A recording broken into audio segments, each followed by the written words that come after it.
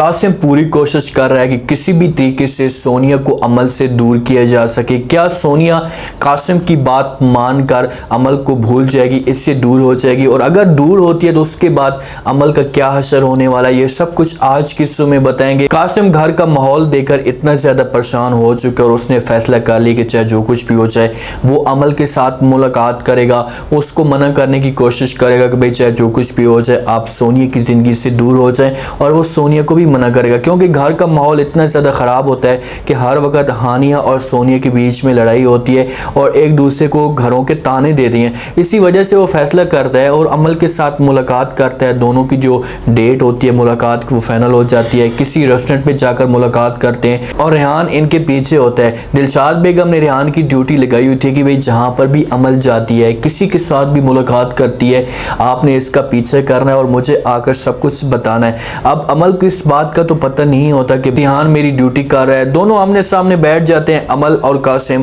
कासिम जो है वो अमल के साथ बात करता है, खुलकर उससे कहते हैं कि भाई आखिरकार तुम क्या चाहती हो, क्यों हमारी खुशियों के ऊपर पानी फेरना चाहती हो। भाई जब से तुम जो है वो हमारी ज़िंदगी में आई हो, राफिल इस ज़िंदगी में आया तो उस दिन से जो है मेरी खुशियाँ वो तबाह हो गई हैं, और कभी कभी मुझे इस बात का एहसास होता है कि मुझसे ज़्यादा जो है वो सोनिया आपको और राफिल को प्यार देती है, आपको अहमियत देती है। बस खुदा का वास्ता है कि भाई सोनिया की ज़िंदगी से तुम दूर हो जाओ, सोनिया को जो है मायूस नहीं देख सकता। कासिम तो सोनिया के साथ मोहब्बत करता है, वो तो उसके साथ सीरियस है, और सोनिया की जो परेशानी है वो कासिम बर्दाश्त नहीं कर सकता, और सोनिया परेशान राफिल और अमल की वजह से है। तो वहाँ पर अमल बड़े गुस्से से उसे जवाब देती है। कासिम तो ये सोच रहा था कि भाई मैं इसके ऊपर जब इसे प्रेशराइज करूँगा तो ये खामोश हो जाएगी और कोई भी ऐसी बात नहीं करेगी, लेकिन अमल उसे मुँह तोड़ जवाब देती है। उसे कहती कि भाई आप भी एक मेरी बात कान खोल कर सुन लें, चाहे जो कुछ भी हो जाए सोनिया मेरी माँ है, और अगर सोनिया को कुछ हुआ भी मेरी ब्लैक लिस्ट में शामिल हो जाएंगे।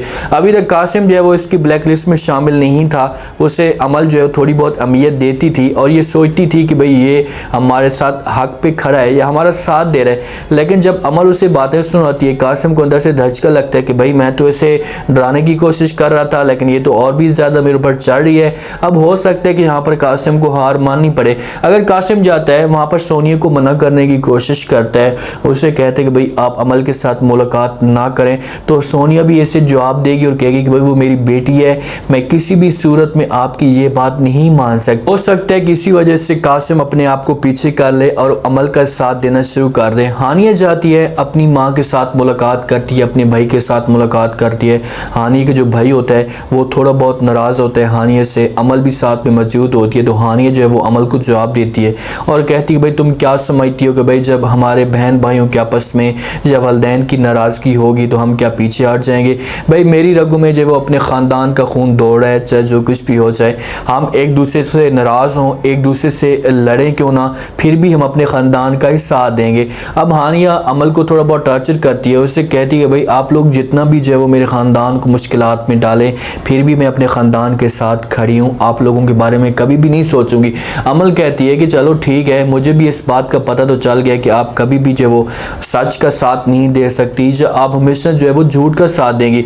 जब झूठ का नाम हानिया सुनेगी तो उसे तो गुस्सा आएगा, वो अमल को कहेगी कि भाई तुम्हारी क्या हिम्मत कि तुम इससे कि हमारे ऊपर इल्ज़ाम लगाओ, जो हमें झूठा साबित करो। अब हानिया को इस बात का तो नहीं पता होता कि भाई आपका ख़ानदान जो है वो अमल को नुकसान पहुंचाना चाहता है। ठीक है वो इस केस में मुलविस तो नहीं थे, लेकिन वो ये चाहते हैं कि किसी तरीके से अमल ये घर खुद ब खुद छोड़कर चली जाए। तो अगर गेम जो है मज़ीद ज़्यादा बढ़ जाती है तो राशिद जो है अपने आप को पीछे कर लेता है कि भाई थोड़ा बहुत माहौल जो है वो ठंडा हो जाएगा, उसके बाद फिर मैं अमल को जो है वो जहाँ से निकालने की कोशिश करूँगा या जहाँ से मारने की कोशिश करूँगा। रेहान के साथ जब राशिद की मुलाकात होती है, अब रेहान को भी पता है कि भाई राशिद इस घर को नुकसान पहुँचाने की कोशिश करेगा, वो अमल को हो सकता है कि मारने की कोशिश यही करे। इसी वजह से अब रेहान को चाहिए कि वो जाकर दिलशाद बेगम के साथ बात करे। हो सकता है कि ये अब डर की वजह से बात ना कर रहे हो कि भाई अगर हमने दिलशाद के साथ बात की और राशिद ने सारा चिट्टा कट्टा खोल दिया तो हमारे लिए मसला बन सकता है। राशिद रेहान को मुस्कुरा कर जवाब देते और कहते हैं कि भाई ये तो मत समझना कि भाई मैं थोड़ा बहुत चुप हो गया हूँ तो आप लोगों की जो है वो जान छोड़ जाऊँगा, ऐसा कभी भी नहीं होगा। चाहे जो कुछ भी हो जाए मैं अमल को जो है वो नुकसान पहुँचाऊँगा, अमल को मार कर रहूँगा और साथ में आपको भी। तो रेहान उसे कहते कि भाई तुम मर्द हो, हिजड़े तो हो नहीं, तो अपनी मर्दानगी दिखाओ, मर्दों के साथ लड़ाई करो, औरतों को डराने का कोई भी फ़ायदा नहीं है, औरतों को डराने से आपको कुछ भी नहीं मिलेगा। राशिद जो है वो उसे गुस्सा निकालेगा जाएगा। लेकिन रेहान कहते हैं कि भाई तुम अभी यहाँ से चलते बनो, वरना मैं तुम्हें सिक्योरिटी गार्ड की जो छोटी सी मामूली तुम्हें ड्यूटी मिली है इससे भी मैं तुम्हें निकलवा दूंगा। ये चीज़ें जो है वो रेहान को करनी चाहिए, वो चाहे जो कुछ भी हो, चाहे किसी तरीके से दिलशाद बेगम के जहन में ये बात डाल दे कि भाई राशिद यहाँ पर सही तरह ड्यूटी नहीं दे रहा, या कोई झूठ उसके सामने बोल दे तो फिर राशिद यहाँ से जा सकता है। लेकिन इन्होंने ड्रामे को किस तरीके से दिखाना है, इसी वजह से राशिद को यहाँ पर रोक कर रखा हुआ है और राशिद फिर से अमल को मारने की कोशिश करेगा और अमल को जब मारने की दोबारा कोशिश करेगा तो फिर हो सकता है कि राशिद पकड़ा जा सके, क्योंकि अब रेहान की ड्यूटी इतनी सख्त लगी हुई है कि अमल जहाँ पर भी जाती है रेहान इसके साथ होता है। रेहान और अमल की एक दूसरे के साथ कॉल पे बात होती है, एक दूसरे के ऊपर थोड़े बहुत प्यार से मस्के भी मारते रहते हैं और अमल उससे कहती है कि भाई अब तुम्हें जो उम्मीद छोड़ देनी चाहिए, हमेशा के लिए किसी और के साथ शादी कर लेनी चाहिए। लेकिन रेहान जवाब देते और कहते हैं कि भाई जहाँ पर जो एक अच्छे की उम्मीद हो तो वहाँ पर रहना ज़रूरी होता है। एक उम्मीद से रेहान वहाँ पर रह रहा है और उसे इस बात की उम्मीद भी है कि भाई अमल मेरे पास वापस ज़रूर आएगी। और जिस हिसाब से ऐसा सीन दिखाए जा रहे हैं तो ऐसा लगता है कि अमल और ज़हीन के बीच में जो है वो तलाक हो जाएगी, दोनों की एक दूसरे के साथ लड़ाई होगी और फिर अमल मजबूर होकर वो रेहान के पास आएगी। देखना ये है कि क्या कासिम जो है वो इस मकसद में कामयाब हो पा रहा है। राशिद मुखालिफ हो चुका है, दिलशाद बेगम मुखालिफ हो चुकी है और दूसरा जो है अब कासिम भी मुखालिफ होता जा रहा है। तो यहाँ पर अमल के लिए बड़ी मुश्किलात आएंगी, उसको जो वो अकेलेपन का थोड़ा बहुत सामना करना पड़ेगा। अगर रेहान जॉब छोड़कर जाता है तो कासिम सोनी के साथ जाकर बात करेगा, उसे कहेगा कि भाई तुम्हारा जो है अगर तुमने अमल के साथ बात की या उसके साथ जो है मुलाकात करने की कोशिश की या उसका साथ दिया तो तुम्हारा जो घर है वो बर्बाद हो सकता है। इससे बेहतर यह है कि आप जो अमल के साथ अपना राब्ता हमेशा के लिए ख़त्म कर दो। तो हो सकता है कि डर की वजह से सोनिया जो है वो पीछे हट जाए और अमल को अकेला छोड़ दे, उसे ये बातें कहे कि भाई वो तुम्हारा घर है और तुम जानो, तुम्हारा काम जाने, हर चीज़ को वहाँ पर तुम हैंडल कर सकते हो। तो फिर जो अमल अकेली रह जाएगी, राशिद वालों को मौका मिलेगा, दिलशाद वालों को मौका मिलेगा और वो अमल को जलील करेंगे। लेकिन अमल ने भी इनको इस तरीके से फंसा कर रखा हुआ है कि कोई भी अमल के ऊपर हमला करेगा, कोई और भी हमला करेगा तो सारा का सारा जो इल्ज़ाम होगा वो दिलशाद बेगम के ऊपर आ जाएगा या ज़हीन के ऊपर आ जाएगा। इसी वजह से ये थोड़े बहुत डर भी रहे हैं कि भाई अगर फिर से दोबारा हमला किया तो जिस हिसाब से ज़हीन को जेल हो गई है तो दिलशाद बेगम को भी जेल हो सकती है। ये बड़े लैंडलॉर्ड लोग हैं तो ये इस किस्म की जेल या इस किस्म की मुश्किलात जो है वो बर्दाश्त नहीं कर सकते।